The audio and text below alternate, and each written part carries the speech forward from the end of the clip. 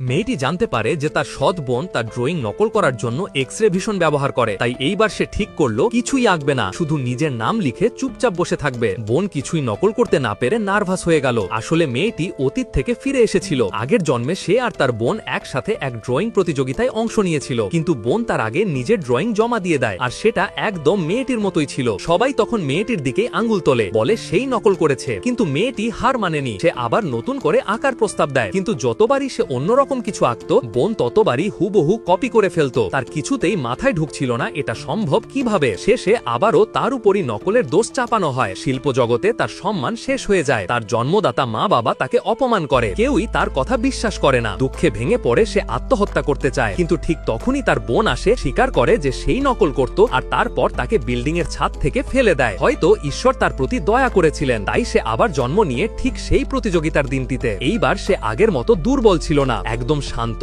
আত্মবিশ্বাসী। সে জানতো তার বোন আগে ভাগেই তার ড্রয়িং দেখতে পায় এবং নকল করতে পারে। বোন যখন মায়ার ভান করছিল, মেয়েটি সবার সামনে সত্যটা বলে দেয় যে বোন এক্স-রে ভিশন দিয়ে তার ড্রয়িং কপি করে, কিন্তু আজ সেটা হবে না। মা না বুঝে তাকে বকতে লাগলেন, বাবা রেগে চিৎকার করলেন। বোন ভালো সাজতে চেয়ে বলল, ঝগড়া করো না। তখন মেয়েটি মিথ্যে বলে জানালো সে প্রতিযোগিতায় অংশ নেবে না। এই কথা শুনে বোন ভয় পেয়ে গেল এবং অনুরোধ করল, দয়া করে অংশ নিও, তোমাকে ছাড়া আমি কাউকে নকল করতে পারবো না। মেয়েটি সুযোগটা নিও। সে বোনকে হাস্যকর আদেশ দিতে লাগলো, মেঝে মুছতে বলল, গোল গোল ঘুরিয়ে রাখলো যতক্ষণ না প্রতিযোগিতা শুরু হয়। প্রতিযোগিতা শুরু হলে মেয়েটি কিছুই আঁকেনি, শান্তভাবে বসে রইল। বোন চিন্তায় পড়ে গেল। মেয়েটি তখন বলল, সব রং একসাথে মিশিয়ে কালো বানাও। সবাই অবাক হয়ে তাকিয়ে রইল। বোন তাকে জোর করতে লাগলো আঁকতে শুরু করতে, কিন্তু মেয়েটি শান্ত গলায় বলল, তুমি তোমার নিজের ড্রয়িং এ মন দাও, নইলে আমি সাদা কাগজই জমা দেব। অর্ধেক সময় কেটে গেলে মেয়েটি অবশেষে আঁকা শুরু করলো। বোন খুশি হয়ে নিজের শক্তি ব্যবহার করে কপি করতে লাগলো। সে ভাবলো এইবারও সহজেই জিতে যাবে,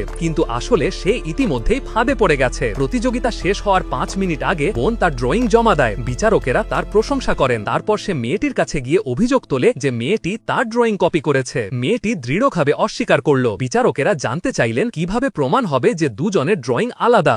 পরিবার আবারও মেয়েটির দিকেই অভিযোগ তুলল। তখন মেয়েটি শান্তভাবে বলল, আমার ড্রয়িং এখনো শেষ হয়নি, আমি শেষ না করা পর্যন্ত সিদ্ধান্ত নেওয়া যাবে না। বোন হেসে বলল, মোটে 5 মিনিট বাকি, এই সময় তুমি কি নতুন করবে? মেয়েটি শান্ত কণ্ঠে বলল, আমাকে 5 মিনিট নয়, 1 সেকেন্ডই যথেষ্ট। আর তারপর সে নিজের ড্রয়িং এর ওপর এক বালতি পানি